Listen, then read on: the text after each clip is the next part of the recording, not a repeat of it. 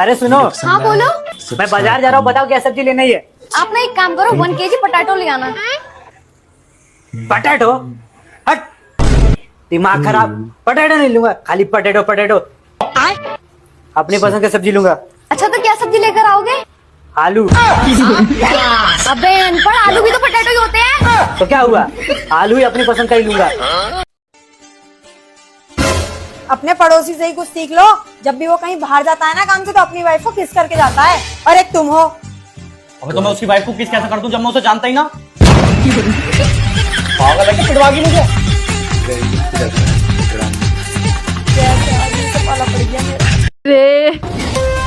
अरे गांव के नाम क्या हो? कौबे से पूछते नहीं, हट हट सब्सक्राइब। कौबे से पूछते नहीं, गांव के नाम नहीं बताओ। हट, हमरा नहीं पता। हॉट बोर्ड देखे थे, हॉट हॉट तरह से हम आई रे। अरे नाम का पढ़े थे रे। लेला पुदीना। Subscribe please.